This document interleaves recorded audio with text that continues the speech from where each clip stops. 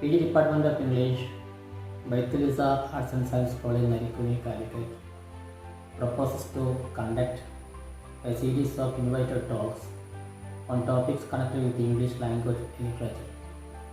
We hope that these sessions will be very fruitful to the students, especially the postgraduate students of English from various parts of the country. Today we have with us Professor Amira Kamar, Assistant Professor, Sakra University, Riyadh, Saudi Arabia. I welcome Professor Amira Kamar to this program for the first talk. Professor Amira was a student of Farooq College and she has completed her degree and PG from Farooq College and B.Ed from Darul Uloom Arabic College, Wayakad. I welcome Professor Amira to Baitulisa Arts and Science College. Thank you. Good morning all. A very warm welcome to one and all watching this session. Before getting into the topic, let me introduce myself. I am Amira Kamar, Assistant Professor of English, Shakra University, Saudi Arabia. As a part of the international talk series conducted by Baitulisa Arts and Science College, I'd like to share some information regarding the topic post-independence political issues in Indian English novel. First of all, I'd like to share my happiness for getting a chance to be a part of this session. Thank you. Thank you all. As we all know that a very large number of Indian English novels written in the post-independence period treated many political issues. We could see that the treatment of various political issues. Some of them are like the communal riots, Chinese aggression, dispute between India and Pakistan, differences between the political parties of the country, etc. For instance, the Hindu-Muslim riots of 1947. It could be seen in one of the novel A Bend in the Ganges and also the novel written by Chaman Nahar's Azadi or Kushan Singh's novel A Train to Pakistan.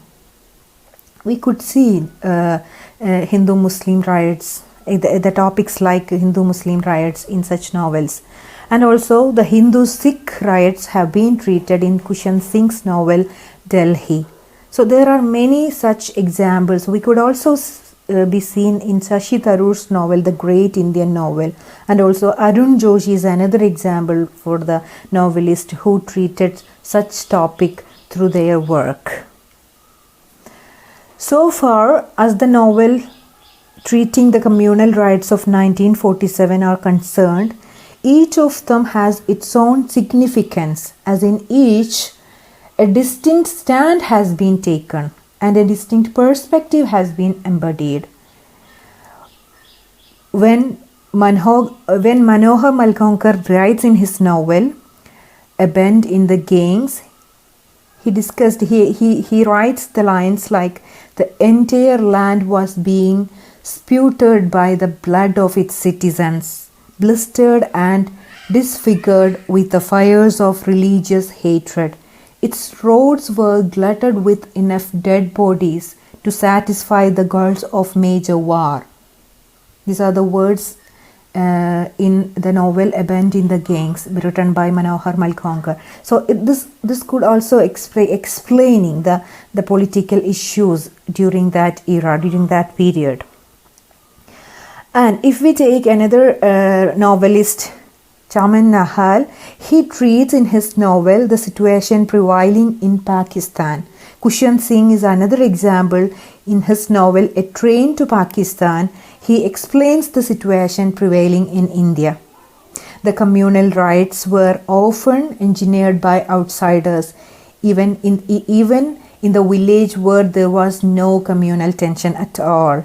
That they did not hesitate in using criminal against the innocent, and that they're also excited There also existed people who frustrated the plans of the troublemakers and helped people go safe to the places of safety. Just as in either of the two novels, Abandoning the Gangs and Azadi, a Hindu boy is in love with a Muslim girl. And here too, a Sikh boy is in love with a Muslim girl. In Kushan Singh takes up the Hindu-Muslim tension for treatment in his novel Delhi. And in Delhi, Kushan Singh takes up the Hindu-Sikh riot of 1984 for treatment, though he ignores the incident which took place in Punjab under the leadership of Bhindranwale.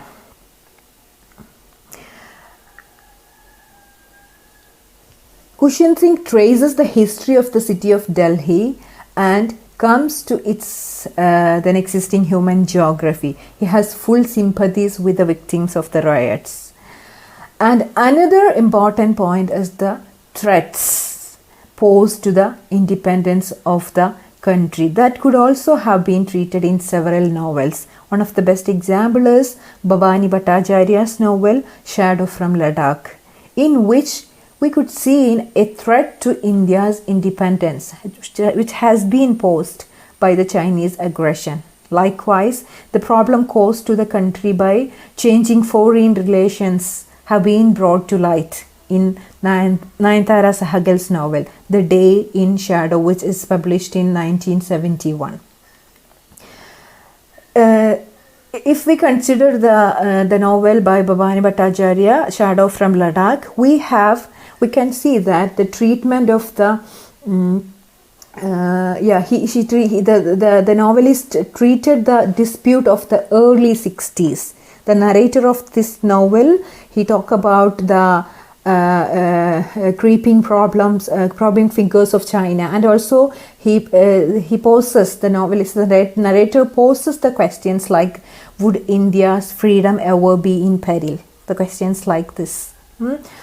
And if we take another example, another important point is the novelist also presents the ways how this threat to the freedom of India from China can be encountered. The first of them is the Gandhian way of non-violence. The Gandhian way of non-violence resistance, and the other is the Nehruvian or the Western way of industrialization and large-scale production. The Western approach has been summed up in the following words of Bhaskar Roy, which he says, steel means economic progress, machine tools, tractors, big industrial plants, locomotives, steel to fight poverty and hunger. But steel has gained a second meaning. It stands for our country's freedom. That is an inescapable fact, not to be changed by the wishful thinking. Development plus defense, a compulsion of our current history.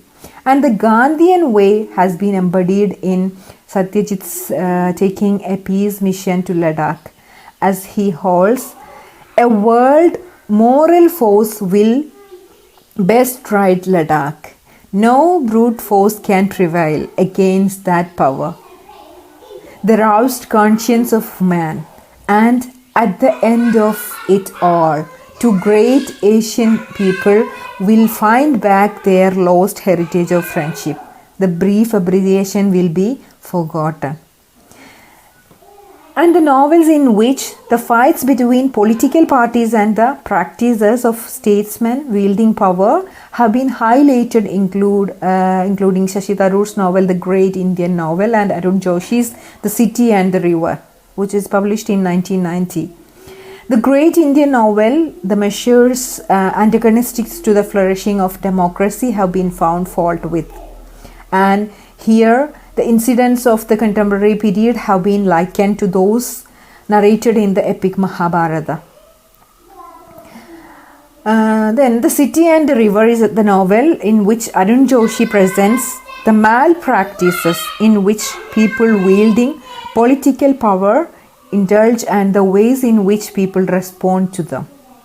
So, if we consider Arun Joshi's novel, The City and the River, which presents the topic of malpractices in which people wielding political power indulge and the ways in which they respond to them.